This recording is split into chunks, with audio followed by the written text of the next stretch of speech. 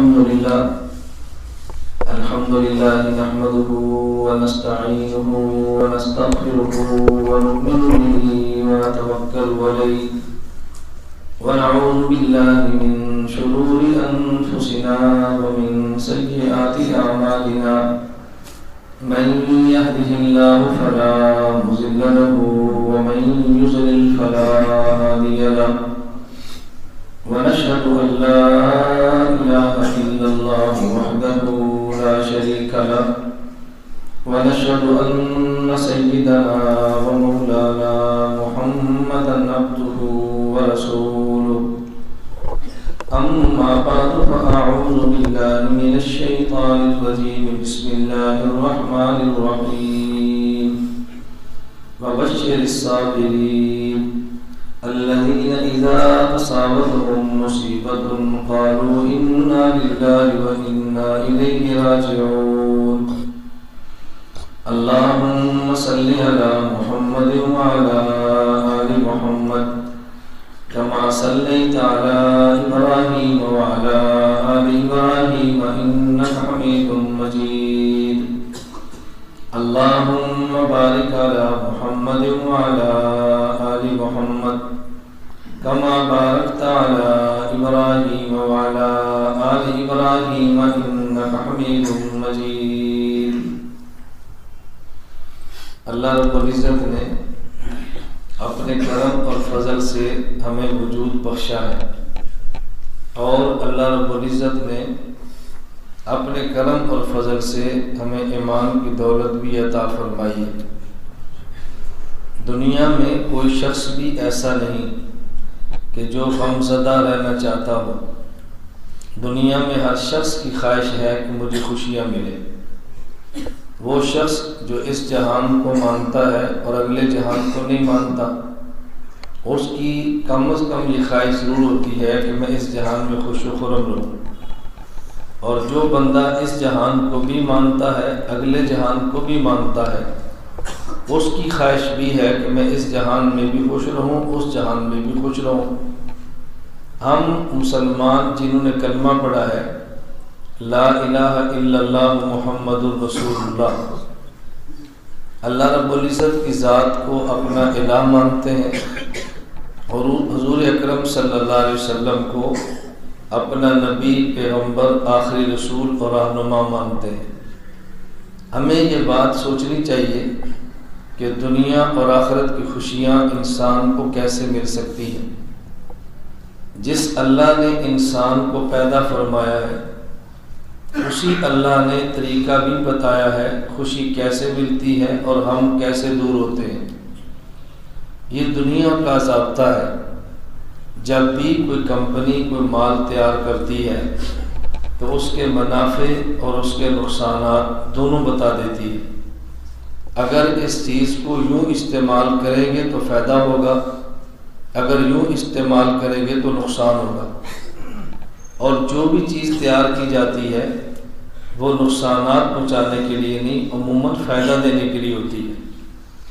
اللہ رب العزت نے انسان کو اس لیے پیدا نہیں فرمایا کہ انسان کو پیدا کرے اور غم میں رکھے، انسان کو پیدا کرے اور قبر کے عذاب میں رکھے، انسان کو پیدا کرے اور جہنم میں ڈالے۔ پیدا اس لیے نہیں فرمایا، بلکہ قرآن کریم نے کئی ایک مقامات پہ انسان کی پیدائش کی وجہ اور مقاصد کو بیان کیا ہے۔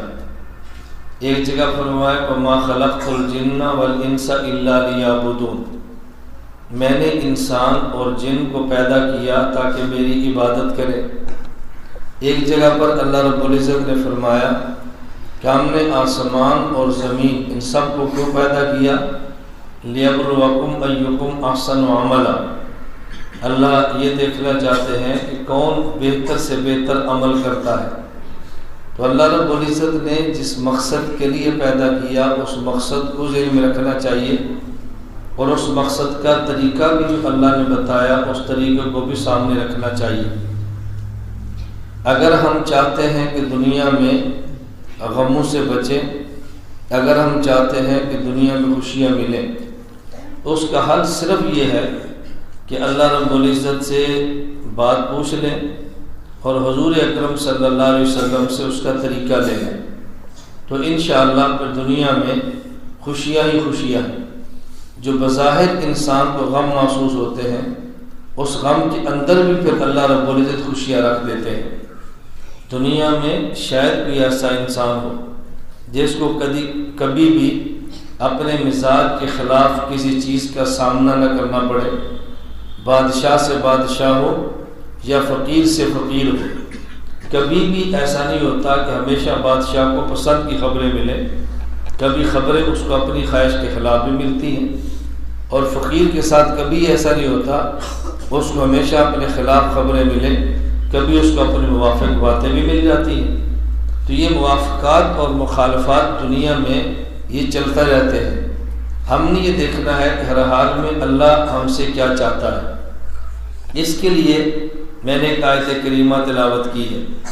اللہ رب العزت نے اپنے پیغمبر کو فرمایا وَبَشِّرِ الصَّابِرِينَ، اے پیغمبر ان کو آپ خوشخبری دیں کہ جو صبر کرتے ہیں۔ اب صبر کا معنی یہ کہ ان کو دکھ آتا ہے اور برداشت کرتے ہیں، تکلیف آتی ہے اور برداشت کرتے ہیں، آپ انہیں خوشخبری دو۔ بشر صابرین، اللہ رب العزت صابرین کے لیے خوشخبری اپنے پیغمبر صلی اللہ علیہ وسلم کے ذریعے امت کو عطا فرما رہے ہیں۔ آگے ہلکی سی اس آیت میں جو تفسیر بیان فرمائی وہ یہ ہے الذین اذا اصابتہم مصیبہ قالوا انا للہ وانا الیہ راجعون۔ یہ خوشخبری آپ نے کن صبر والوں کو دینی ہے جو مصیبت زدہ ہے، اور ان کی مصیبت کیا ہے؟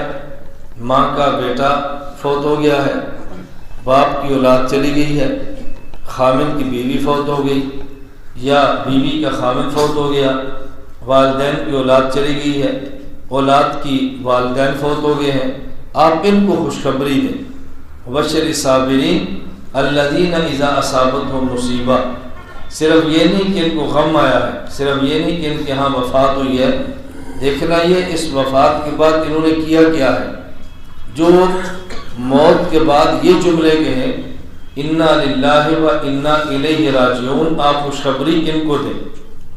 یہ بات اچھی طرح سمجھیں، صرف یہ نہیں فرمایا وبشر الصابرین، آپ خوشخبری دیں صبر کرنے والوں کو نہ، فرمایا خوشخبری ان صابرین کو دو کہ جن کو مصیبت آئی ہے، ان کے خاندان کا عزیز کو بندہ فوت ہوا ہے۔ اگلی بات قالوا انا للہ و انا الیہ راجعون، اس دکھ آنے پر انہوں نے واویلا نہیں کیا، اس دکھ آنے پر انہوں نے جزا اور فضا سے کام نہیں لیا، اس دکھ آنے پر انہوں نے حدود شریعت کو توڑا نہیں ہے، بلکہ دکھ آنے پر انہوں نے زبان سے جملہ کہا ہے انا للہ و انا الیہ راجعون۔ تو یہ جملہ کہنے والوں کو خوشخبری دیں، اللہ کی رضا کی خوشخبری دیں، اللہ کی معیت کی خوشخبری دیں، اور اللہ کی جنت کی خوشخبری ان کو دے دیں جو یہ دو جملے کے ہیں۔ ہم نے یہ دو جملے بھی سمجھنے ہیں، اور اس کے ضمن میں ایک اہم بات جو میں آج کے مجلس میں سمجھانا چاہتا ہوں وہ سمجھیے، وہ یہ کہ اللہ رب العزت جو بھی حکم اپنے بندے کو دیتے ہیں اس حکم میں بندے کا فائدہ ہوتا ہے۔ کبھی فائدہ اس کو نظر آتا ہے اور کبھی فائدہ اس کو نظر نہیں آتا، لیکن اللہ جو حکم بھی اپنے بندے کو دیتے ہیں اس میں بندے کے دنیوی بھی فوائد بھی ہیں اور اس میں بندے کے اخروی فوائد بھی ہیں۔ اور جب اللہ کے دیے ہوئے احکام پہ انسان عمل کرتا ہے، اللہ پھر قرآن میں وعدہ فرماتے ہیں فَلَنُحْيِيَنَّهُ حَيَاةً طَيِّبَةً، میں اس کی دنیا کی زندگی بھی ستھری اور پاکیزہ بنا دیتا ہوں، اور موت کے بعد کی زندگی بھی میں بہترین بنا دیتا ہوں۔ اور جو میرے دیوں میں احکام کو سمجھتا نہیں یا عمل نہیں کرتا، وَمَنْ أَعْرَضَ عَنْ ذِكْرِي فَإِنَّ لَهُ مَعِيشَةً ضَنْكًا وَنَحْشُرُهُ يَوْمَ الْقِيَامَةِ أَعْمَىٰ، میں اس کی دنیا کی زندگی بھی اس پہ تنگ کر دیتا ہوں، اور موت کے بعد بھی اس کو آنکھیں دینے کی بجائے اندھا کر کے اٹھاؤں گا۔ یہ دنیا میں بھی دکھ اٹھائے گا اور موت کے بعد بھی دکھ اٹھائے گا، لیکن اگر میرے احکام کو سمجھ کے عمل کرے گا تو دنیا کی زندگی بھی اس کی خوش ہو جائے گی اور موت کے بعد کی زندگی بھی اس کی بہترین ہو جائے گی۔ ہم اگر اپنا یہ ذہن بنا لیں اللہ کی طرف سے کوئی بھی آنے والا حکم ہمارے مزاج کے خلاف تو ہو سکتا ہے، لیکن ہمارے لیے مخالف نہیں ہو سکتا، ہمارے لیے نقصان دہ نہیں ہو سکتا۔ یہ ذہن بنائیں اور اس کے بعد احکام شریعت پر ذرا توجہ دیں۔ ایک ہمارے احکام شریعت وہ ہے کہ جس پر اکثر مسلمان عمل کرتے ہیں، یا عمل نہ بھی کریں تو کم از کم سمجھتے ہیں کہ ہمیں اس پہ عمل کرنا چاہیے۔ مثلا 5 وقت کی نماز مسلمان پڑھتا ہے، اور اگر 5 وقت کی نماز نہیں بھی پڑھتا تو سمجھتا ہے کہ مجھے نماز پڑھنی چاہیے۔ مسلمان رمضان المبارک کے روزے رکھتا ہے، اگر روزے نہ بھی رکھے تو محسوس کرتا ہے کہ مجھے روزے رکھنا چاہیے۔ یہ مسلمان زکوٰۃ دیتا ہے، زکوٰۃ نہ بھی دے تو اس کو احساس ہوتا ہے کہ مجھے زکوٰۃ دینی چاہیے۔ مسلمان غریبوں پہ صدقہ کرتا ہے، اور جو صدقہ نہ کرے اس کو احساس ضرور ہوتا ہے کہ مجھے صدقہ کرنا چاہیے۔ اللہ نے طاقت اور توفیق دی ہو تو بیت اللہ کا حج کرتا ہے، اگر حج نہ کرے اس کو احساس ضرور ہوتا ہے کہ مجھے بیت اللہ کا حج کرنا چاہیے۔ یہ وہ چیزیں جو مسلمان بجا طور پہ بجا رہا ہے، اور اگر کمی ہو جائے تو اس کو احساس بھی ہوتا ہے۔ لیکن بہت سارے معاملات ایسے ہیں کہ جس میں اکثر مسلمان یا اس پہ عمل نہیں کرتے، اگر عمل نہیں کرتے اور پھر اس کے بعد ان کو اس کا احساس بھی نہیں ہوتا۔ ہمیں اس بات کا خیال کرنا چاہیے۔ وہ بنیادی چیز کیا ہے؟ مسلمان کا مسلمان سے تعلق، مسلمان کا کافر سے تعلق، یا مسلمان کا کسی جاندار سے تعلق، انسان کا انسان سے تعلق، جسے ہم معاشرت کہتے ہیں، اس کے حوالے سے ہم بہت زیادہ غفلت کا شکار ہیں، ہم بہت زیادہ اس کے اندر کوتاہی کا شکار ہیں۔ بیوی کو خامد کا خیال کیسے کرنا چاہیے، خامد کو بیوی کا خیال کیسے کرنا چاہیے، ماں باپ کو اولاد پہ توجہ کیسے دینی چاہیے، اولاد کو ماں باپ کے حقوق کیسے ادا کرنے چاہیے، ہمیں پڑوسی کا حق کیسے ادا کرنا چاہیے، اپنے عملے کا خیال کیسے رکھنا چاہیے، اگر اختلافات بھی ہوں تو پھر بھی دباؤ کیسے رکھنا چاہیے، کسی کے مرنے اور جینے پر جانا ہو تو کیسے جانا چاہیے۔ ہم ان تمام تر چیزوں کی بنیاد اگر سمجھتے ہیں تو اپنی عزت، اپنی ناک اور اپنے رکھ رکھاؤ کی بنیاد پہ چلتے ہیں۔ شریعت کی بنیاد پہ چلنے والے لوگ بہت کم ہیں۔ اگر کسی کے ہاں کوئی بچہ پیدا ہوا ہے، اس کو مبارک دینا اور یہ سمجھ کے دینا کہ میرے مبارک دینے سے یہ خوش ہوگا، اس کا دل بڑا ہوگا، ایسے بہت کم ہیں۔ ہم اس لیے کہ اگر آج میں نے مبارک نہ دی، کل کو میرے یہاں ہوا تو مجھے مبارک نہیں دے گا۔ آج اگر ہم ان کے یہاں نہ گئے تو پھر ہمارے یہاں نہیں آئیں گے، چونکہ بنیاد یہ بنی ہے۔ اس لیے ان بنیاد پہ بچے کی پیدائش پہ خرافات بھی ہوتی ہیں، رسوم بھی ہوتی ہیں، رواج بھی چلتے ہیں، اور وہ چیزیں جو 100% شریعت کے خلاف ہیں وہ سارا کچھ کیا جاتا ہے، وجہ اس لیے کہ بنیاد اپنی ناک، اپنی عزت ہے۔ اور اگر یہ ذہن میں رکھیں اس موقع پر ہم نے شریعت کو کیا دیکھنا ہے، رسومات بھی ختم ہو جاتی ہیں، رواج ختم ہو جاتے ہیں، اور خالصتاً رسول اللہ صلی اللہ علیہ وسلم کی سنت کے مطابق اس خوشیوں میں انسان وہ شرکت کر لیتا ہے۔ اگر ہمارے ہاں کسی کی شادی کے اوپر جائیں، اس بنیاد پہ بہت کم لوگ جاتے ہیں، یہ میرا بھائی ہے، اس کے عزیز کی خوشی میں شرکت کرنا میرا حق بنتا ہے۔ اگر میں اس موقع پر شریک نہیں ہوتا، اس کے بلانے کے باوجود اس کے دل کو دکھ ہوگا، یا اس کو تکلیف ہوگی، یا مجھے یوں کرنا چاہیے۔ شریعت بنیاد نہیں ہوتی، محض رسمیں بنیاد ہوتی ہیں۔ اس لیے آج کے دور میں شادیوں میں رسومات بھی ہیں، شادیوں میں رواج بھی ہیں، شادیوں میں خرافات بھی ہیں، اور اس قدر لعنت والے اعمال شادی میں ہوتے ہیں کہ کسی کی شادی 15 دن بعد ٹوٹ جاتی ہے، کسی کی مہینے بعد ٹوٹتی ہے، کسی کی سال بعد، اور جن کے نکاح ٹوٹتے نہیں ہیں ان کے بندھن بھی موت سے بدتر ہو جاتے ہیں۔ گھر کی زندگی اتنی خطرناک ہوتی ہے کہ نہ وہ چھوڑ سکتے ہیں، خاندان کا مسئلہ ہے، نہ وہ رکھ سکتے ہیں، کہ گھر میں نباؤ نہیں ہوتا۔ اور اگر شریعت سمجھ کر اس تعلق کو بنا لیتے، اللہ گواہ ہے، پھر آدمی کے گھر میں خوشیاں آتی کہ شوہر بھی محسوس کرتا، بیوی بھی محسوس کرتی، اور گھر والے پورا خاندان محسوس کرتا کہ ان کے گھر میں خدا نے کیسی خوشی عطا فرمائی ہے۔ کیونکہ بنیاد رکھ رکھاؤ ہے، بنیاد شریعت نہیں ہے، اس لیے شادی کے موقع پر دڑا دڑ خرافات کی جا رہی۔ اگر نکاح ہوگا، سب سے پہلے اگر نکاح بچی کا رشتہ مانگنا ہو، جب بچے کا رشتہ مانگنا ہو تو ہم بچے کے رشتے کوئی تلاش کرتے وقت بھی غیر شرعی امور کا ارتکاب کرتے ہیں۔ مثلا اگر کسی لڑکی کے ساتھ اپنے بچے کا نکاح کرنا چاہتے ہیں تو اس لڑکی کو اس لڑکے کے لیے ایک نظر دیکھنا جائز ہے، لیکن ایسے نہیں جیسے ہم دیکھتے ہیں، تصویر بنا دیتے ہیں، دے دیتے ہیں بھی سارے گھر والے دیکھ لو، باپ بھی دیکھ رہا ہے، لڑکا بھی دیکھ رہا ہے، عورتیں بھی دیکھ رہی ہیں، خاندان والے دیکھ رہے ہیں، اس لڑکی سے نکاح کرنا ہے۔ تصویر بنانے کا گناہ الگ ہوا، نامحرم کو دیکھنے کا گناہ الگ ہوا۔ اب دو گناہ کیے، نکاح ہونا نہ ہونا بات کا ہے، لیکن گناہ سب نے کر لیا۔ اور بنیاد کیا بنا دی کہ یہ شریعت میں ایک نظر دیکھنا جائز ہے۔ ایک نظر دیکھنے کے جائز ہونے کا معنی یہ نہیں تھا کہ تصویر بنا کے رکھ لیں اور جب چاہیں اس کو دیکھ لیں۔ یہ ایک نظر دیکھنا کیسے ہوا؟ ایک نظر دیکھنے کا معنی شریعت میں صرف اس حد تک ہے کہ بالفرض اگر لڑکا جس کو آپ بیٹی دینا چاہتے ہیں، لڑکی پورے لباس کے اندر ہو، زیادہ سے زیادہ چہرہ کھلا ہو، وہ اس کو پانی دے جہاں مہمان بیٹھے ہیں اور نہ محرم وہاں پہ مرد کوئی نہ ہو، دیکھ لیا، یا کہ گزر کے اس نے دیکھ لیا، یا کہ اچانک اس نے گھر میں کوئی ایسے اسباب پیدا ہوئے دیکھ لیا، یہ معنی دیکھنے کا، یہ معنی دیکھنے کا نہیں ہے کہ لڑکی اور لڑکے کو الگ کمرے میں بٹھا دیا، وہ چائے پی رہے ہیں، کھانا کھا رہے ہیں اور گپ شپ لگ رہی ہے۔ کیوں؟ اس لیے کہ انہیں زندگی اکٹھا گزارنی ہے تو کچھ وقت اکٹھا گزار لیں، اکٹھی زندگی گزارے نہ گزاریں، لیکن یہ اکٹھے گزارنے کا گناہ بتاؤ کس کھاتے میں پڑا؟ وجہ صرف کیا؟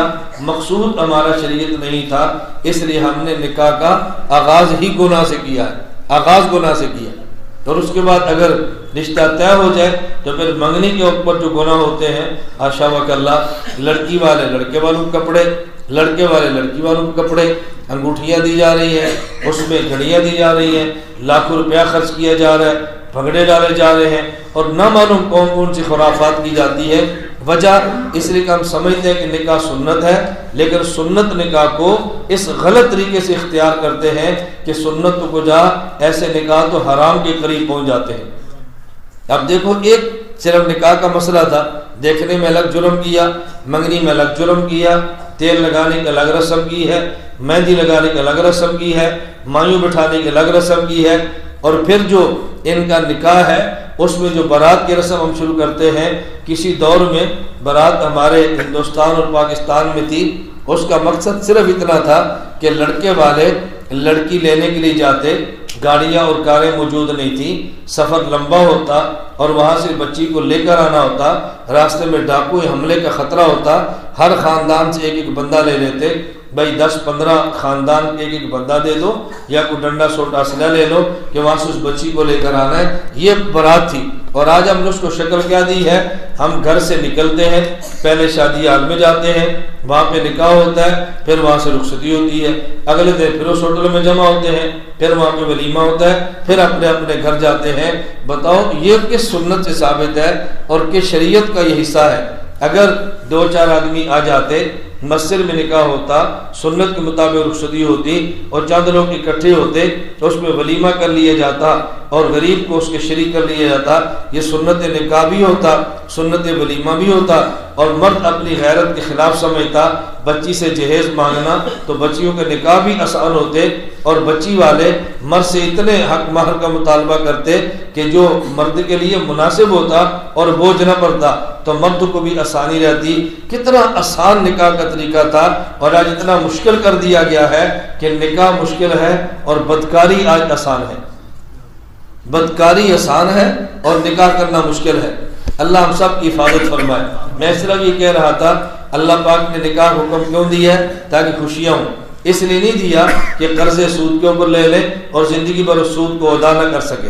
خدا نے نکاح کا حکم اس لیے نہیں دیا تھا کہ دونوں کے اوپر بوجھ بنے، یہ اس لیے تھا کہ بوجھ اترنا شروع ہو جائے، لیکن ہم نکاح کو بوجھ سمجھتے ہیں۔ شریعت کا مقصد نکاح کے ذریعے بیٹی کا باپ پر بوجھ اتارنا تھا، اور ہم نے نکاح کے ذریعے بیٹی کی وجہ سے باپ پہ بوجھ لاد دیا ہے۔ شریعت کا مقصد بوجھ کی کمی کرنا ہے اور ہم نے بوجھ بڑھا دیا ہے۔ پھر اب بتاؤ، دکھ ہم نے خود لیے ہیں، اس میں شریعت اور اللہ رب العزت کی ذات کا کوئی قصور نہیں ہے۔ اللہ حکم ایسا دیتے ہیں جس میں بندے کا فائدہ ہوتا ہے، ہم اس کو ایسا مشکل بنا دیتے ہیں کہ جس میں بندے کا فائدہ نہیں بلکہ بندے کا نقصان ہی نقصان ہوتا ہے۔ اور ہم سے بہت سارے لوگ رابطہ کرتے ہیں رشتوں کے لیے، لڑکے والے بھی کہتے ہیں کوئی مولانا صاحب آپ کے علم میں ہے بچی ہو تو بتانا، بچی والے بھی کہتے ہیں اگر آپ کے علم میں کوئی بچہ ہو تو پھر آپ ہمیں بتانا۔ اچھا ہم یہ رشتے کراتے کیوں نہیں؟ اس کی وجہ لوگوں کا مقصود میں یہ سمجھتا ہوں کہ رشتے کی تلاش کے لیے محض کسی عالم کو استعمال کرنا ہوتا ہے، اس کے علاوہ اور کچھ مقصد نہیں ہوتا۔ اگر ہم رشتہ بتا بھی دیں گے، پہلے خود جائیں گے، خود جا کے دیکھیں گے، پسند آئے گا تو کریں گے، نہیں پسند آئے گا تو نہیں کریں گے، پسند نہیں آیا تو نہیں کیا، اور بہانہ کیا لگائیں گے؟ مولانا صاحب آپ کی بات کی ہم قدر کرتے ہیں، آپ کی بات کو ٹال بھی نہیں سکتے، آپ نے چونکہ بتایا تو ہمارا خیال بھی تھا اسی کا بھی رشتہ کریں، لیکن چونکہ رشتے کا معاملہ ہے اس میں پھر ماں کو بھی دیکھنا پڑتا ہے، چچا کا بھی خیال کرنا پڑتا ہے، ماموں کا بھی خیال کرنا پڑتا ہے۔ ہم تو چاہتے تھے بس برادری نہیں چاہ رہی تھی، اس لیے نہیں ہو سکا، کوئی اور رشتہ ہو تو پھر آپ بتانا۔ اچھا اور بتاؤ، پھر اس کو تلاش کریں گے، وہ پسند نہیں آئے گا رد کر دیں گے، پھر اس میں یہی بہانہ لگا گے مولانا صاحب بس ہمارا خیال تو بہت تھا لیکن کبھی دوری کا بہانہ، کبھی قربت کا بہانہ، کچھ نہ کچھ بہانہ لگا لیں۔ اور اگر پسند آیا کر لیا، پسند آیا اور کر لیا، کل کو خدا نہ خواستہ اگر کوئی مسئلہ کھڑا ہوا تو ہمارے اوپر دھر دیں گے کہ ہم نے تو آپ کی وجہ سے رشتہ کیا تھا، اب آپ لڑکے کو سمجھائیں، اب آپ لڑکی کو سمجھائیں، اب آپ کو سمجھائیں۔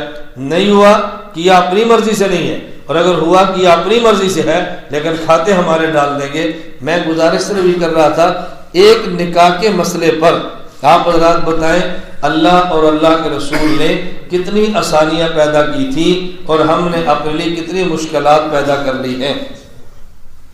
اللہ جو بھی حکم دیتے ہیں بندے کے فائدے کے لیے۔ اب اگر اللہ نے حکم دیا ہے، یہ تو نکاح کی بات ہے نا، میں اس کے متبادل بات کہتا ہوں، اگر اللہ نے حکم دیا نکاح کرو فانکحوا، ہم نے نکاح کیا لیکن پورا حلیہ بگاڑ دیا، اور اگر اللہ نے حکم دیا لا تقربوا الزنا، بے حیائی کے قریب نہ جانا، قل للمؤمنین یغضوا من ابصارہم، ایمان والوں سے کو اپنی نگاہوں کی حفاظت کریں۔ اب بتاؤ نگاہ کی حفاظت کرنے میں فائدہ ہمارا ہے، عزت ہماری ہے، کسی کی عزت کو نہ دیکھے اس میں تحفظ ہمارا ہے۔ آدمی بازار میں جائے اور کالج یونیورسٹیاں یا کوئی بھی نامحرم لڑکی سامنے ہو، اللہ کی قسم نگاہ نیچی کر کے گزر جائیں، وہ لڑکیاں بھی بعد میں تعریف کرتی ہیں کیسا نیک آدمی ہے، دیکھو آنکھ اٹھا کر بھی نہیں دیکھا۔ تو کسی کو نہ دیکھنے سے انسان کی عزت بڑھ جاتی ہے، عزت میں کمی نہیں ہوتی۔ اور اگر آنکھ بھر کے دیکھ لیں تو بچیاں بھی مذاق اڑاتی ہیں کہ دیکھو کیسا بے حیا ہے، اس کی گھر میں کوئی ماں بہن نہیں ہے، ہمیں کیسے نگاہ اٹھا کے دیکھتا ہے۔ تو اللہ نے جو حکم دیا نگاہ نیچی کرو، کیوں؟ جو نگاہ نیچی کرتا ہے اللہ کی نگاہ میں اس کی عزت بڑھ جاتی ہے۔ جب انسان نامحرم کے سامنے آنے سے نگاہ نیچی کرتا ہے، انہی نامحرموں کی نگاہ میں اس بندے کی عزت خدا بڑھا دیتے ہیں۔ تو خدا نے حکم اس لیے دیا کہ بندے کا فائدہ اس میں ہے، بدکاری سے بچو تمہارا فائدہ ہے، بد کرداری سے بچو تمہارا فائدہ ہے، نگاہیں نیچی کرو تمہارا فائدہ ہے، اپنی شرمگاہ کی حفاظت کرو تمہارا فائدہ ہے، رشوت سے بچو تمہارا فائدہ ہے، سود سے بچو تمہارا فائدہ ہے۔ خدا نے جتنے احکام دیے ہیں یہ ہمارے لیے عطا فرمائے ہیں کہ بندے کا نفع اس میں ہے، شریعت پہ عمل کرے تو نفع ہے اور شریعت پہ عمل نہ کرے تو نقصان ہی نقصان ہے۔ اور اگر کبھی خدا نہ کرے مزاج نہ ملے، دوست ہیں اختلاف ہو جاتا ہے، ماں باپ ہیں اختلاف ہو جاتا ہے، آپس میں انبن ہو جاتی ہے، شریعت نے اس کی حدود بیان کی ہے، اس حدود شریعت سے انسان کو کبھی بھی نہیں نکلنا چاہیے، اس حدود شریعت سے انسان کو کبھی بھی تجاوز نہیں کرنا چاہیے۔ آپ کے ہاں مزدور کام کرتا ہے، شریعت نے حدود بیان کی ہے۔ ہمارے عموماً کیا ہوتا ہے، ایک آدمی آپ پاس کام کرتا ہے، آپ کے پاس پیسے، ہمارے پاس پیسے موجود ہیں لیکن دیتے کیوں نہیں؟ کہتے ہیں پیسے دبا کے رکھے تو کام کرتا ہے، پیسے دبا کے رکھے تو آئندہ کام نہیں کرتا۔ آپ نے پیسے دبا کے رکھے ہیں اور اس کے گھر میں فاقہ ہے، آپ نے پیسے دبا کے رکھے ہیں اس کی بیگم اسپتال میں ہے، آپ نے پیسے دبا کے رکھے ہیں اس کی ماں بیمار ہے۔ اب بتاؤ آپ کو اپنا مکان نظر آتا ہے لیکن مزدور مستری اور غریب کا گھر نظر نہیں آتا۔ اب یہ رسول اللہ صلی اللہ علیہ وسلم کی تعلیمات کیا ہے؟ تمہارے پاس وسعت موجود ہے تو مزدور کا پسینہ خشک ہونے سے پہلے پہلے اس کی مزدوری ادا کرو۔ اور اس میں مبتلا کون ہے؟ ہم جیسے دیندار لوگ مبتلا ہوتے ہیں، ہم جیسے دیندار لوگ بساغات ملوث ہوتے ہیں۔ بتاؤ ہم حدود شریعت کا خیال نہیں کریں گے تو کون بندہ ہے جو حدود شریعت کا خیال کرے گا؟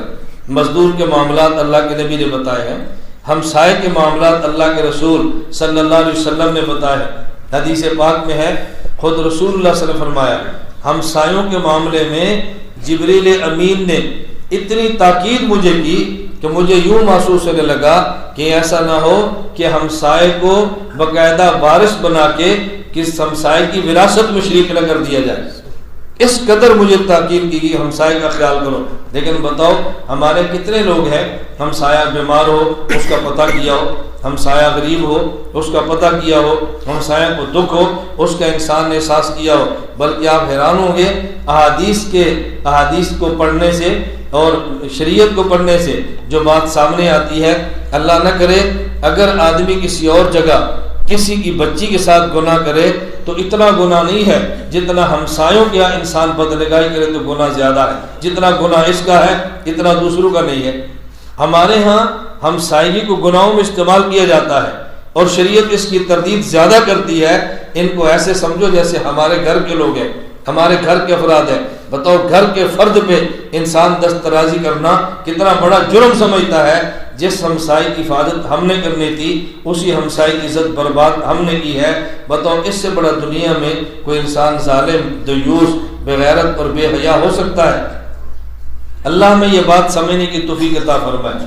میں گزارش ہی کر رہا تھا کہ جس قسم کے بھی حوال ہمارے اوپر آئے، تمام کے تمام احوال میں اللہ رب العزت نے شریعت ہمیں عطا فرمائی ہے۔ جس کے پاس شریعت موجود ہو اسے ٹینشن بھی نہیں ہے، شریعت موجود ہو پریشانی بھی نہیں ہے۔ کیوں؟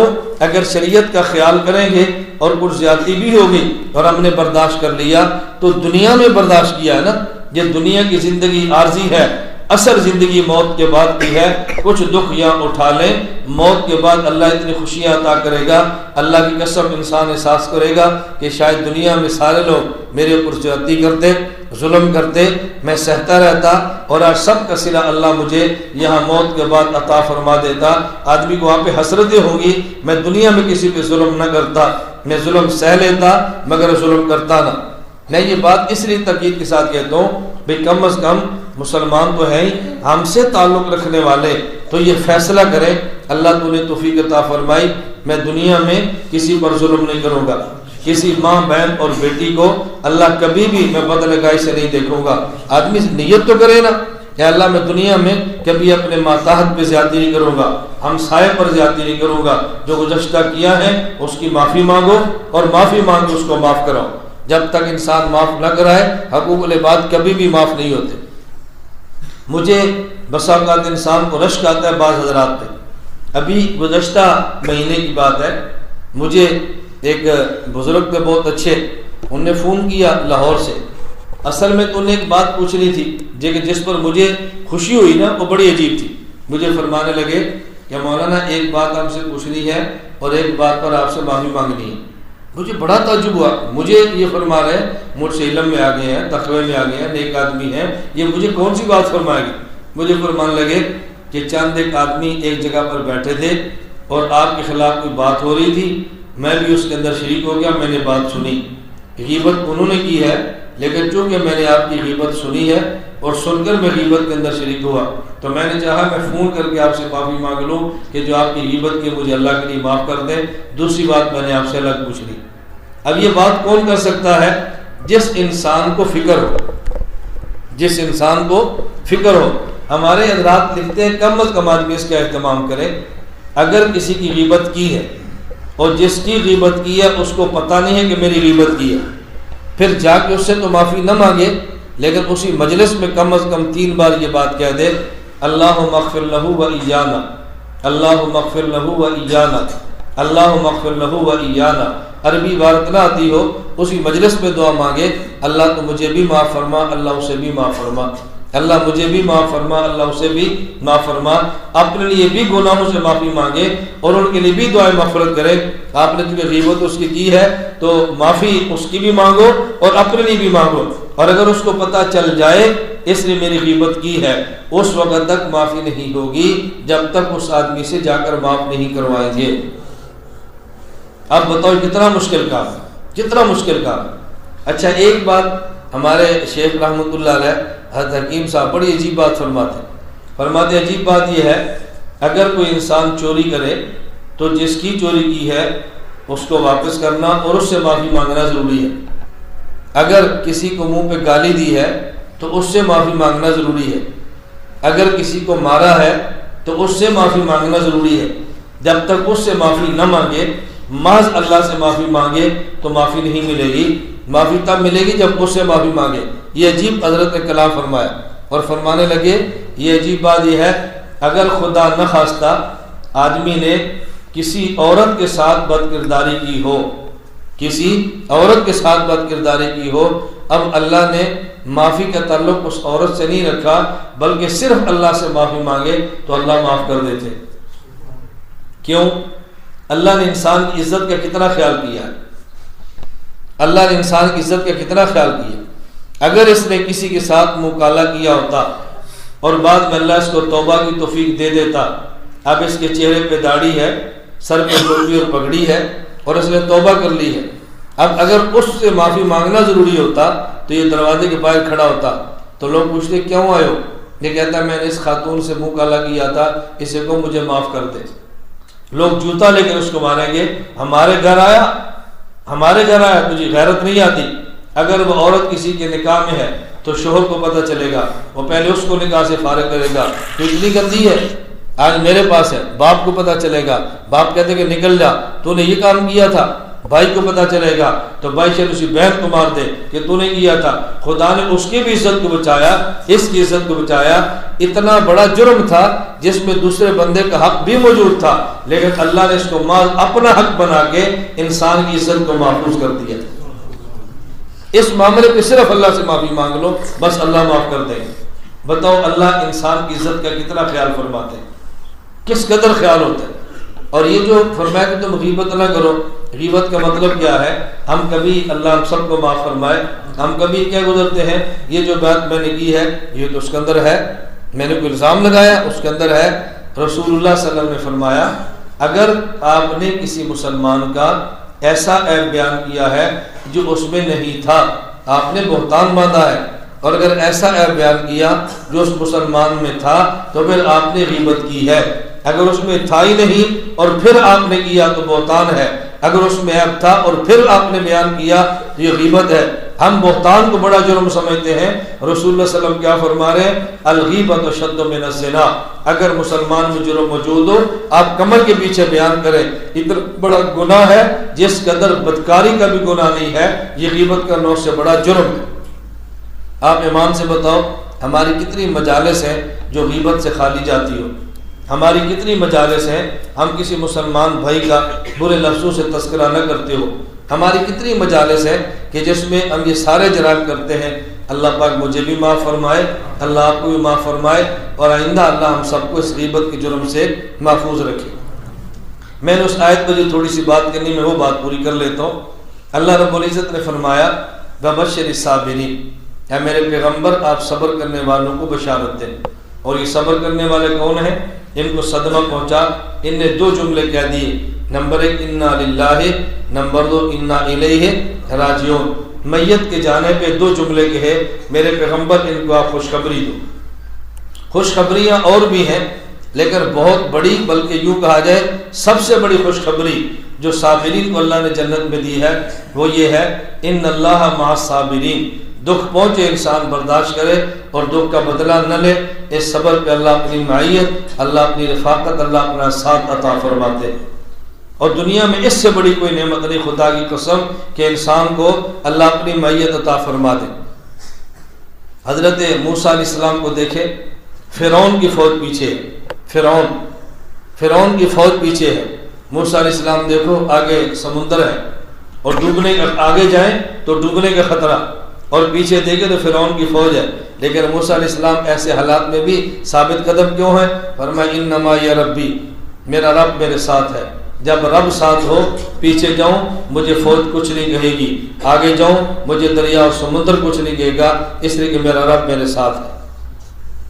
اللہ ساتھ ہو پھر انسان انسانی فوجوں سے بھی نہیں ڈرتا. اللہ کی معیت انسان کو مل جائے تو پھر انسان سمندر کے ڈبونے سے بھی نہیں ڈرتا، انسان سمندر کی موجوں سے بھی نہیں ڈرتا. حضور اکرم صلی اللہ علیہ وسلم غار کے اندر ہے، ابو بکر صدیق حضور کے ساتھ ہے. باہر سے مشرکین مکہ رسول اللہ صلی اللہ علیہ وسلم کی تلاش میں ہیں، اور تلاش اگر حضور مل جائے تو ہم حضور پاک صلی اللہ علیہ وسلم کو گرفتار کریں، الیاذ باللہ شہید کر دیں۔ اور غار کا رخ اتنا ہے کہ حضرت ابوبکر صدیق نے کہا یا رسول اللہ یہ تو بالکل باہر کھڑے ہیں، یہ نیچے اپنے پاؤں کو یوں دیکھیں نا تو ہم ان کو نظر آ جائیں گے، تو اب تو ہمارے جو پکڑ لیں گے یہ۔ رسول اللہ صلی اللہ علیہ وسلم کا جملہ قرآن نے نقل کیا ہے، اذ یقول لصاحبہ لا تحزن ان اللہ معنا، حضور پاک نے کہا صدیق تو نے گھبرانا نہیں ہے، اللہ ہمارے ساتھ ہے، جس کے ساتھ اللہ ہو اس کو دنیا کی کوئی طاقت نقصان نہیں دے سکتی۔ فرمایا بشر الصابرین، میرے پیغمبر آپ ان کو خوشخبری دو۔ اس سے بڑی خوشخبری کیا ہے؟ اللہ فرماتا ہے ان اللہ مع الصابرین، میں تمہارے ساتھ ہوں نا، اب تمہیں کیا پریشانی ہے؟ یہ ان اللہ مع الصابرین سمجھ کب آتا ہے؟ ذرا اس جملے کو اچھی طرح سمجھ لیں۔ انسان کا باپ فوت ہو گیا، اب بندہ کہتا ہے میرا ابا دنیا سے چلا گیا، والدہ فوت ہوگی، انسان روتا ہے کہ میری ماں دنیا سے چلی گئی، اولاد اگر چلی گئی تو دکھ ہے میری اولاد گئی ہے۔ اللہ کیا فرماتے ہیں؟ ان اللہ مع الصابرین، باپ چلا گیا ہے میں اللہ تو تیرے ساتھ ہوں، ماں چلی گئی میں خدا تمہارے ساتھ ہوں، یہ اولاد چلی گئی ہے اللہ تمہارے ساتھ ہے۔ اللہ کی معیت انسان کو مل جائے، ماں باپ کے جانے کا دکھ ہے لیکن پھر بہت چھوٹا ہے، اولاد کے جانے کا دکھ ہے بہت چھوٹا ہے، اللہ کی معیت مل جائے پوری کائنات بھی انسان کا ساتھ چھوڑے، اللہ کی قسم پھر انسان اپنے دل کو سنبھال لیتا ہے۔ ہمارے شیخ اس کی بڑی عجیب مثال دیتے تھے، اور کہاں سے مثال اٹھائی اور کس جگہ پہ فٹ کر دی۔ ہم سمجھتے ہیں کہ اللہ والوں کا کمال ہے، اللہ اتنی بڑی دلیل کسی کو عطا فرما دے۔ ہمارے حکیم صاحب رحمۃ اللہ علیہ کی جگہ ہندوستان میں بیان تھا تو وہ فرمانے لگے کہ حضور اکرم صلی اللہ علیہ وسلم نے جب طائف فتح کیا تو طائف کے فتح کے موقع پہ حنین کا جب غزوہ ہوا، فتح مکہ کے بعد فتح ہوا، تو اس وقت مال غنیمت بہت بڑی تعداد میں ملا۔ جب مال غنیمت بہت بڑی تعداد میں ملا تو آپ نے اہل مکہ کو مال غنیمت میں کچھ مال زیادہ دے دیا، قریشی ہیں، نئے لوگ ہیں، ان کے دل کو بڑا کرنے کے لیے کچھ مال دے دیا۔ اور صحابہ کرام رضی اللہ عنہم مجمعین میں سے جو انصار صحابہ ہیں، انصار مدینہ منورہ والے، ان میں سے بعض کے دل میں شیطان نے یہ خدشہ ڈالا کہ دیکھو ساتھ حضور کا ہم نے کتنا دیا ہے، اور یہ لوگ چونکہ اپنے خاندان اپنے گھر کے تھے، اپنی برادری تھی، تو ان کو پیسے ہم سے زیادہ دے دیے، ان کو مال غنیمت زیادہ دے دیا۔ یہ بعضوں کے دل میں شیطان نے ڈالا اور کسی نے یہ خدشے کا اظہار کر دیا۔ رسول اللہ صلی اللہ علیہ وسلم نے ان سب کو جمع فرمایا۔ اللہ کے نبی نے فرمایا مدینے والوں تو مجھے ایک بات بتاؤ، یہ مکہ والے آئے ہیں، میں نے ان کو کچھ اونٹ تم سے زیادہ دے دی، یہ مکہ والے آئے کچھ بکریاں میں نے تم سے زیادہ دے دی۔ عجیب اللہ کے نبی نے بات فرمائی، فرمایا مدینے والوں تم بتاؤ یہ لوگ اونٹ اور بکریاں لے کر چلے جائیں اور تم محمد کو لے کر چلے جاؤ، یہ لوگ مال غنیمت لے کر چلے جائیں اور میں آپ کے ساتھ چلا جاؤں، تمہیں یہ سودا منظور ہے؟ یا میں ان کے ساتھ مکہ چلا جاؤں اور اونٹ بکریاں تمہیں دیں، تمہیں یہ سودا منظور ہے؟ وہ صحابہ جن کے دل میں شیطان نے خیال ڈالا تھا دھاڑے مار کے رونے لگے۔ آپ بتائیں کتنا عجیب منظر ہوگا اس وقت۔ انہوں نے کہا حضور ہمارا سب کچھ آپ پر فدا ہے، سب ان کو دیں لیکن آپ ہمارے ساتھ چلیں۔ ہمارے شیخ فرماتے دیکھو جب نبی فرمائے میں تمہارے ساتھ ہوں، صحابی خوش ہوتا تھا۔ اللہ فرماتے ہیں ماں چلے گی میں تیرے ساتھ ہوں، تیرا باپ چلا گیا میں تیرے ساتھ ہوں، یہ تیری اولاد چلے گی میں تیرے ساتھ ہوں۔ بتائیں بندے کو حوصلہ کتنا ہوتا ہے، انسان کو کتنا حوصلہ بڑھ جاتا ہے۔ اللہ کی معیت انسان کو ملے پھر کائنات کا نظام بھی درم برم ہو جائے، بندے کو کچھ بھی پرواہ نہیں ہوتی۔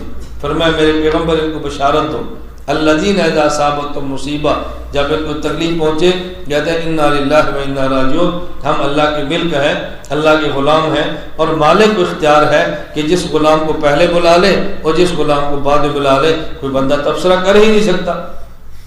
اور پھر چند دنوں کے لیے الگ کیا ہے، اللہ پاک جنت میں پھر سب کو جمع کر دیں گے۔ جب انسان یہ ذہن بنا لے، بتاؤ کبھی ٹینشن کبھی الجھن ہوتی ہے، بیٹا یہاں سے باہر جائے اور اس کے جانے پر باپ کے آنسو گرے تو بیٹا کہتے ہیں ابا جی کیوں روتے ہو؟ اس نے کہا بیٹا تو باہر جا رہا ہے، پتہ نہیں کب واپس آئے گا۔ اس نے کہا پتہ نہیں کیا 5 سال کی بات ہے، مجھے گرین کارڈ ملے گا، میں نے آپ کو وہاں بلا لینا ہے۔ پھر باپ کا غم خوشی سے بدل جاتا ہے کہ کچھ دنوں بعد میں پتر دے کول ٹر جانا ہے۔ اللہ فرماتا ہے کہ کچھ دنوں کی بات ہے، جہاں تمہاری ماں ہے میں نے تمہیں وہیں لے جانا ہے۔ تقیم الامت مجدد الملت مولانا اشرف علی تھانوی نبر المرقدہ بڑی عجیب مثال دیتے ہیں. فرماتے ہیں ایک آدمی کی الماری ہے, اس الماری میں 2 خانے ہیں, اور نچلے خانے میں اس نے 12 کپ اور ساتھ انہوں نے 12 گلاس رکھے ہیں. اور 1 سال کے بعد اس نے اپنے غلام, اپنے نوکر اور خادم سے کہا یہ الماری کھولو اور نچلے والے خانے سے 1 کپ 1 گلاس اٹھاؤ, اوپر والے خانے میں رکھ دو. غلام اپنے مالک سے پوچھتا ہے آپ نے حکم کیوں دیا؟ اس نے کہا تو غلام ہے, میں مالک ہوں, الماری میری ہے, اوپر والا خانہ بھی میرا ہے, نیچے والا خانہ بھی میرا ہے, اس لیے ہم نے کہا بس اب 1 کپ اوپر رکھ دو, اوپر رکھ دو, تمہیں بولنے کی ضرورت نہیں ہے. غلام نے کہا جی بات تو بجا ہے آپ کی, آپ نے فرمایا اور ہم نے رکھ دیا. حضرت ثانی فرماتے ہیں ایک یہ جہان ہے, ایک وہ جہان ہے, یہ پوری الماری ہے, ایک اس کا خانہ یہ, ایک اس کا خانہ یہ. اللہ ملک الموت سے فرماتے ہیں اس کو اس خانے سے اٹھاؤ, اس خانے میں رکھ دو. کوئی بندہ پوچھے آپ نے کیوں کیا؟ اللہ فرماتے ہیں الماری میری, خانے میرے ہیں, جس کو چاہوں یہاں رکھوں, جس کو چاہوں وہاں رکھوں. تم کون ہو تو اس پہ اعتراض کرنے والے؟ تم کون ہو اس پہ اعتراض کرنے والے؟ اور اگلی بات حضرت فرمایا اگر وہ غلام مالک سے پوچھ لے یہ بات تو آپ کی بجا ہے, لیکن ایک مجھے تھوڑا سا اشکال ہے, مجھے اس کا تو جواب دے. مالک پوچھتے کیا سوال ہے, تیرے ذہن میں کیا کھٹکا ہے؟ اس نے کہا جی کھٹکا یہ ہے, یہ 12 کپ اور 12 گلاس اکٹھے رہتے تھے, اکٹھے رہنے کی وجہ سے ان کا آپس میں بڑا پیار تھا. جب یہ ایک آپ اوپر والے خانے میں لے گئے, اب یہ اس کے جانے پر اداس ہے, تو آپ نے ان کو اداس کیا, آپ کو کیا ملا؟ اس نے کہا اداس کیا ملا ہے, یہ الماری بھی ہماری ہے, یہ بھی ہمارے ہیں, کچھ عرصے بعد ان کو بھی ہم نے اوپر لے جانا ہے. تو اس کے بعد کہتے ہیں اب ہمیں بات سمجھ آ گئی ہے. تو اللہ فرماتے ہیں اگر تمہاری ماں کو لے گئے, کچھ دن بعد ہم نے تمہیں بھی وہاں لے جانا ہے, پھر تمہیں ہمیشہ اکٹھا رکھیں گے اور کبھی بھی تمہیں جدا نہیں کریں گے. حضرت عباس رضی اللہ تعالیٰ عنہ رسول اللہ صلی اللہ علیہ وسلم کے چچا ہیں اور ان کا انتقال ہوا. حضرت عبداللہ بن عباس رضی اللہ عنہما ان کے بیٹے ہیں, رسول اللہ صلی اللہ علیہ وسلم کے چچا کے بیٹے ہیں, مفسر قرآن ہیں. عبداللہ بن عباس رضی اللہ عنہ اتنا صدمہ ہوا کہ ان سے صدمہ برداشت نہیں ہوتا تھا, رو رہے مسلسل, اور کسی کے جانے پہ رونا یہ شریعت کے خلاف نہیں ہے, اس آنسو کا گر جانا یہ شریعت کے خلاف نہیں ہے. بلکہ عجیب بات یہ ہے کہ حضور اکرم صلی اللہ علیہ وسلم کا لخت جگر ابراہیم دنیا سے گئے, اللہ کے نبی صلی اللہ علیہ وسلم روئے ہیں. رونے کا معنی آنکھوں سے آنسو گرے ہیں. اب وہ نبی جنگ بدر میں ہے, آنسو نہیں گرے. وہ نبی جنگ احد میں ہے, اپنا خون گرتا ہے, آنسو نہیں گرے. وہ نبی طائف کے اندر ہے, اپنے پاؤں سے خون گرتا ہے, لیکن حضور کو رونا نہیں آ رہا. اور آج بیٹے کے جانے پہ حضور کیوں روتے ہیں؟ اللہ نے اپنے نبی کے دل کو اتنا نرم کر دیا, بیٹے کی جدائی میں حضور کی آنکھوں سے آنسو گرا دیے, تاکہ آئندہ کوئی روئے تو لوگ اس کو سنت سمجھے, خلاف سنت نہ سمجھیں. اگر ان کا کوئی دنیا سے جائے اور دونے پر غم آئے اور اس غم سے آنسو گر جائے تو اس کو تانا نہ دو, بلکہ سمجھو اس سے سنت زندہ ہو گئی ہے, اس سے سنت زندہ ہو گئی, سنت سمجھے گا. اللہ نے اپنے پیغمبر پر ایسے احوال طاری فرما دی, بیٹے کا انتقال کروا دیا, دل حضور کا نرم ہے, آنکھوں سے آنسو جاری ہو گئے, اور اپنے بیٹے کو ہاتھ میں لے کر فرماتے ہیں انا بفراقک لمحزونون یا ابراہیم, اے ابراہیم تیرے جانے پر میں نبی اور میں محمد غمزدہ. حضور اکرم صلی اللہ علیہ وسلم کی آنکھوں سے خدا نے آنسو جاری کروا دیے. کیوں؟ اگر ایسا معاملہ پیش آ جائے تو کوئی بندہ اس کو یہ نہ کہ یہ خلاف سنت ہے, یہ نہ سمجھے خلاف سنت ہے, وہ سمجھے کہ بس یہ سنت کی بالکل سنت کے مطابق ہے.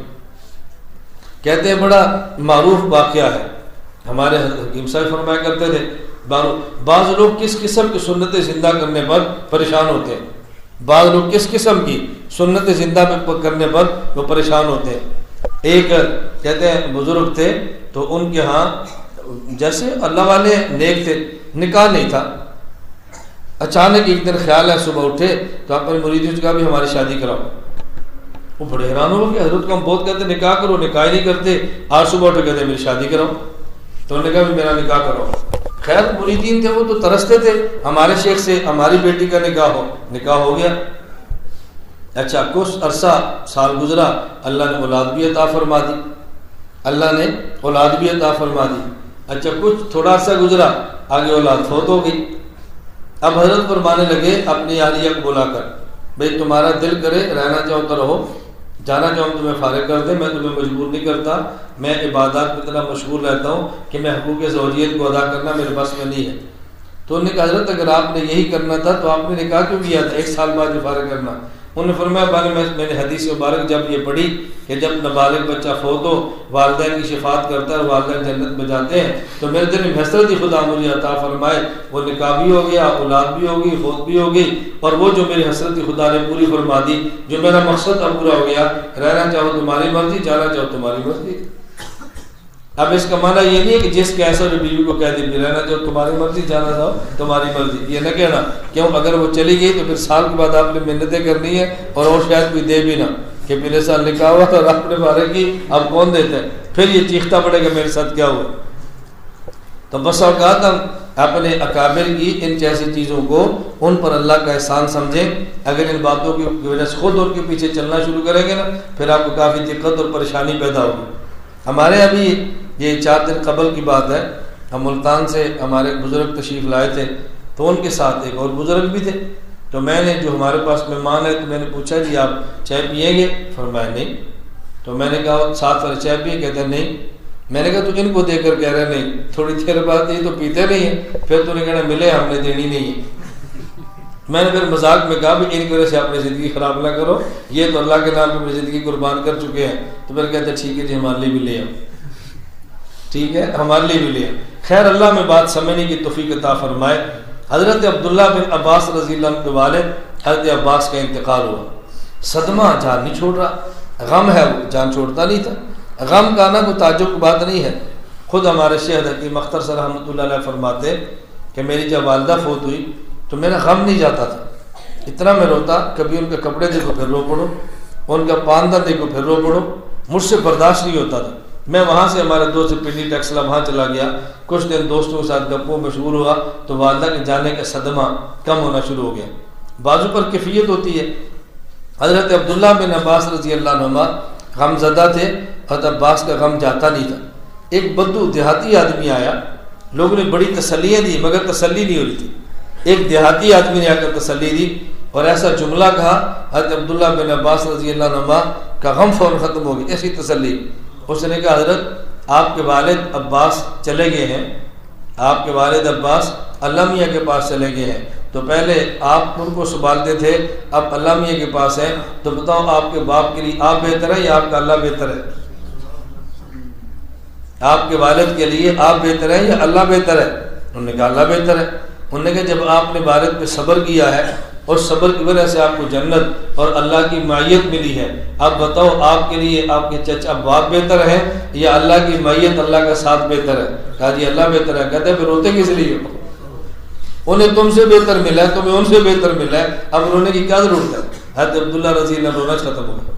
بس اوقات ایک دیہات والا کو ایسا جملہ کہتا ہے کہ انسان کے غم سے ختم ہو جاتے ہیں۔ اللہ میں یہ باتیں سمجھنے کی توفیق عطا فرمائے۔ خیر میں عرض کر رہا تھا ہم اپنا ایک ذہن بنا لیں کہ زندگی پر ہم نے شریعت کی پابندی کرنی ہے انشاءاللہ، بس ہر حال میں شریعت کی پابندی کرے، مزاج کے مخالف ہو تو بھی مانے، مزاج کے موافق ہو تو بھی مانے، ہر حالت میں شریعت کی پابندی کرے۔ اللہ ہم سب کو شریعت کی پابندی کرنے کی توفیق عطا فرمائے۔ اور پابندی شریعت سے بڑا یقین فرمائے کوئی ذکر نہیں ہے، پابندی شریعت سے بڑا کوئی ذکر نہیں ہے۔ سب سے بڑا ذکر یہ ہے ہر حال میں اللہ کو راضی رکھیں اور ہر حال میں ہم اپنے اللہ کو راضی کریں اور شریعت کی پابندی کریں۔ تو ہم سب نیت کرتے ہیں نا بھی انشاءاللہ، ہاں غیبت سے، کینے سے، بد نظری سے، بد نگاہی سے، تمام گناہوں سے بچیں اور حقوق العباد کا خاص خیال کریں۔ بیوی اس کا حق ادا کریں، اولاد اس کا حق ادا کریں، اپنے چچا ماموں رشتہ دار سب کے حقوق ادا کریں۔ اللہ ہم سب کو اپنے تمام حقوق ادا کرنے کی توفیق عطا فرمائے۔ جب اللہ کے پاس جائیں اس حال میں جائیں ہمارے اوپر کسی کے حق کا بوجھ نہ ہو۔ یہاں بوجھ اتارنا آسان ہے، وہاں جا کے بوجھ اتارنے بڑے مشکل ہے۔ اللہ ہم سب کو پابندی کی توفیق عطا فرمائے۔ اللہ حافظ۔